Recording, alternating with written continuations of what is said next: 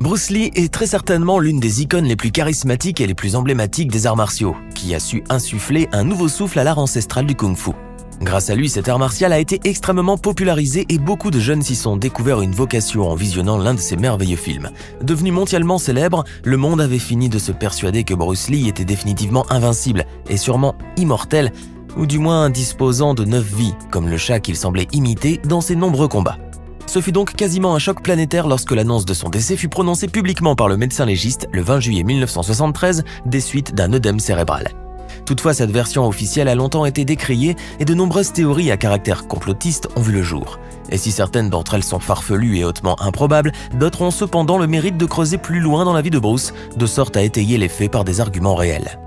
Alors installez-vous bien confortablement car aujourd'hui nous allons découvrir la triste vérité derrière la mort tragique de Bruce Lee. On commence. Pour tenter de mettre la lumière sur la fin tragique d'un des plus grands combattants des temps modernes, il faudrait tout d'abord revenir sur sa vie mouvementée et son incroyable destin. Bruce Lee a vu le jour le 27 novembre 1940 dans le quartier de Chinatown à San Francisco aux États-Unis et comme un présage ultime, l'année de naissance de celui qu'on allait surnommer plus tard le Petit Dragon correspondait à l'année du dragon dans le calendrier chinois.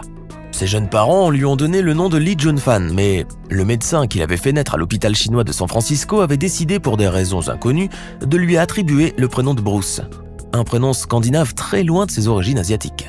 Bien que né aux États-Unis, Bruce Lee va grandir à Hong Kong, sa seconde patrie et le berceau de ses parents, et c'est là-bas qu'il sera initié aux arts martiaux. Ayant commencé à pratiquer le Tai Chi Chuan qu'il trouvait trop mou à son goût, le petit Bruce, alors âgé de 13 ans, souhaitait passer à l'étape supérieure en s'initiant au Kung Fu Wushu, l'un des arts martiaux les plus puissants et les plus secrets. Curieusement, Bruce Lee n'aura aucun mal à trouver un professeur, et pas des moindres, puisque ce fut le légendaire IP Man lui-même qui le prendra sous son aile et lui inculquera les bases du Wing Chun, un art martial ancestral originaire du sud de la Chine et destiné au combat rapproché. Bruce Lee deviendra ainsi sous l'égide d'IP Man un redoutable combattant à main nue, mais aussi un maître incontesté en maniement d'armes, tel le fameux Nunchaku qui deviendra plus tard son arme emblématique. Ainsi, et avant d'avoir atteint l'âge de 19 ans, Bruce aura appris des techniques de combat millénaires qui lui conféraient une force et une puissance incroyables et dont il n'hésitait pas à s'en servir lors de ses nombreuses bagarres de rue. C'est d'ailleurs l'une des raisons qui a poussé ses parents à le renvoyer en Amérique, afin justement de l'éloigner suffisamment de Hong Kong qui était devenu un vrai repère de voyous à mesure que la ville était de plus en plus investie par les triades chinoises, qui faisaient régner leurs lois. Arrivé à ce point de l'histoire, il est essentiel de vous en dire un peu plus sur l'histoire des triades car le destin de Bruce Lee leur sera intimement lié. Lointaine héritière des sociétés secrètes, l'origine de la triade remonte à la fin du XVIIe siècle et fut fondée par des moines du monastère Shaolin et fervents opposants de la dynastie Qing, alors au pouvoir. Après la destruction de leur fameux temple, les survivants devinrent des fugitifs, condamnés à vivre dans la clandestinité sous de fausses identités pour pouvoir se fondre parmi la population. Comme dans toutes les sociétés secrètes, ils mirent au point des mécanismes démontrant des preuves d'appartenance des membres, en développant un langage codé et en adoptant des rites cérémoniaux et autres signes particuliers de reconnaissance. L'un de ces signes se fait encore aujourd'hui dans beaucoup d'écoles de Kung Fu, soit le poing fermé avec la paume ouverte ou en entourant le poing avec l'autre main, qui représente les 4 lacs et les 5 océans, un symbole de fidélité au Ming. Toutefois, les disciplines de combat héritées des pères fondateurs et qui étaient extrêmement puissantes et dangereuses demeuraient jalousement gardées. Ces sociétés secrètes occupèrent ainsi une place prépondérante dans la vie politique et économique de l'Empire du Milieu avant d'être décrétées hors la loi par le nouveau gouvernement communiste de la République populaire de Chine, qui ne voulait bien entendu partager le pouvoir avec personne.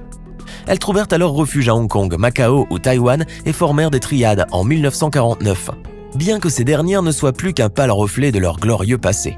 En effet, la plupart d'entre elles se centrèrent alors autour du crime organisé, au détriment de leurs objectifs politiques soutenus par leurs plus nobles idéaux d'antan. Pendant plusieurs décennies, l'industrie du cinéma de Hong Kong était une des 3 plus grandes au monde et les triades étaient profondément incrustées dans ce grand terrain économique. Leur influence se manifestait à tous les niveaux, y compris le choix du script, des acteurs et des contrats, et la grande majorité des films des années 70 et 80 concernaient toujours l'histoire du Kung Fu, sur fond parfois de rébellion, de vengeance ou de trahison. Avant de continuer, il est temps de répondre à la question du jour et aujourd'hui il s'agit de culture générale. Bruce Lee est indéniablement l'un des plus grands maîtres de Kung Fu des temps modernes, mais comment s'appelle l'art martial qui a lui-même mis au point? Est-ce option A le Street Kundo, option B le Jeet Kundo ou enfin l'option C l'Air Kundo? Réfléchissez bien et écrivez ce que vous pensez être la bonne réponse dans les commentaires. Réponse tout à l'heure avant la fin de la vidéo. Après son retour des États-Unis où il avait pu réussir à percer et à populariser le kung-fu au sein du monde occidental, Bruce Lee devint un important pivot de la grande machine cinématographique de Hong Kong. Grâce à lui, l'industrie du cinéma connut une grande expansion qui engendra de considérables profits, ce qui bien entendu constituait une très belle aubaine pour les triades. Toutefois, l'approche peu orthodoxe de Bruce Lee irrita au plus haut point les pratiquants traditionnels et conservateurs des arts martiaux qui désiraient garder leur science secrète, alors même que le Petit Dragon avait ouvert une école de kung-fu en Amérique et apprenait à qui le voulait bien des techniques longtemps tenues secrètes. Cela valut à Bruce la haine viscérale des triades, qui prenaient son attitude désinvolte et selon eux irrespectueuse des traditions pour une haute trahison quasiment punissable de mort. Le Petit Dragon reçut en effet des menaces de liquidation corporelle très peu de temps avant sa mort, et beaucoup de ses amis ont pu témoigner plus tard de son anxiété de plus en plus croissante, comme s'il se sentait constamment menacé. Bruce Lee vivait en fait une telle psychose qu'il lui arrivait par exemple de se coucher par terre lorsqu'une porte claquait, croyant que le bruit provenait d'un revolver. Car en vérité, le Petit Dragon, bien que voulant paraître serein en public, avait pris les menaces des triades très au sérieux et savait que sa vie ne tenait plus qu'à un fil.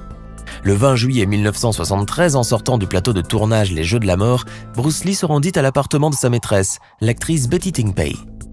La suite est connue et fait désormais partie de l'histoire. Bruce, se plaignant de migraine, avala un cachet d'Ecagesic, un puissant analgésique, et en fin d'après-midi, la vedette tombera dans un profond sommeil dont il n'émergera hélas plus jamais. Parmi les déclarations de l'actrice figure une mention selon laquelle Bruce aurait eu une bagarre avant de rentrer dans l'appartement. Il aurait alors reçu un coup à la tête, ce qui expliquerait sa douleur et sa prise de médicaments. La cause officielle de sa mort serait donc un œdème cérébral consécutif à une réaction allergique à un analgésique, un cas rare d'hypersensibilité à l'Ecagesic. Le rapport du médecin légiste ayant pratiqué l'autopsie du corps de Bruce Lee proclamera que le cerveau de la vedette avait carrément gonflé comme une éponge. Pourtant, cette thèse officielle n'était pas pour calmer les esprits des millions de fans endeuillés, pour qui une légende telle que Bruce Lee, réputé invincible et disposant de 9 vies, ne pourrait pas mourir d'une simple allergie à un analgésique. Car pour beaucoup, il ne faisait aucun doute que Bruce Lee ait été finalement lâchement assassiné par les triades et son meurtre dissimulé en accident. Un appel anonyme avait d'ailleurs été fait aux journalistes pour les prévenir que la vedette était mourante et qu'une personne nommée le Chat Diabolique en serait le responsable. Les rumeurs dans la communauté des arts martiaux parlaient aussi d'un combat entre Bruce Lee et d'un mystérieux grand maître de kung-fu. Lors de ce combat épique, le célèbre acteur aurait reçu un coup à la tête et son adversaire lui aurait alors dit que son travail était fait et que Bruce n'avait plus que très peu de temps devant lui. Devant le milieu, plusieurs personnes prétendaient en effet qu'un grand maître désigné sous le pseudonyme de Chat Diabolique était le chef du département du bâton rouge de la triade et qu'il avait décidé de régler le problème par la voie martiale. Ce dernier aurait appliqué une des techniques les plus secrètes et les plus mortelles de toute l'histoire des arts martiaux et dont l'origine remontait aux moines Shaolin du Grand Temple, le Dim Mak, ou le toucher de la mort. Cette méthode ancestrale avait le pouvoir de provoquer la mort, immédiate ou retardée dans le temps, de l'adversaire à partir d'une simple pression exercée sur un point vital. Il n'existe pas de preuves scientifiques ou historiques pour attester de la réalité de ces techniques légendaires, toutefois des études ont été menées lors de la Seconde Guerre mondiale par le gouvernement de l'Empire du Japon. Celui-ci a réuni les archives dites secrètes d'un grand nombre de dojos et d'écoles d'arts martiaux et a identifié les points vitaux réellement effectifs au combat dans un but militaire, ce qui se traduit effectivement par une efficacité indéniable de cette technique sur le champ de bataille. Bruce Lee aurait ainsi été victime du terrible Dim Mak ou toucher mortel et sa mort n'aurait donc rien à voir avec une réaction allergique à un médicament analgésique. Loin de la thèse officielle donc, le Petit Dragon aurait été victime des triades qui auraient ainsi commandité son assassinat et qui l'auraient sournoisement déguisé en un banal accident vasculaire cérébral. Et à croire les rumeurs, ce seront aussi les triades qui seront à l'origine de la mort accidentelle de Brandon Lee, le jeune fils de Bruce, décédé 20 ans plus tard sur le plateau de tournage d'un de ses films, Le Corbeau. Brandon Lee sera malheureusement mortellement atteint par un résidu d'une vraie balle alors que le pistolet utilisé sur le tournage n'était chargé qu'avec des balles à blanc. Certaines voix s'élevèrent pour clamer la possibilité d'une vengeance de la mafia chinoise des triades car Brandon Lee voulait enquêter sur la mort de son illustre père et disait connaître les responsables. Hélas, le mystère entourant la mort du dragon flamboyant restera toujours opaque à ce jour. Et faute de preuves, les triades n'ont jamais été inquiétées par la police ou par la justice. La thèse officielle reste donc l'intoxication à un médicament, jusqu'à ce qu'un jour de véritables preuves permettent de donner raison aux partisans du complot. Alors, que pensez-vous de la tragique fin de Bruce Lee et des mystères qui tournent autour de son décès? Donnez-nous votre sentiment dans les commentaires. Sinon, c'est bien le Jeet Kune Do qui est l'art martial inventé par Bruce et qui fut d'ailleurs considéré comme l'ancêtre de la MMA, puisqu'il se voulait une synthèse intelligente de plusieurs styles de combat en vue de devenir quasiment imbattable.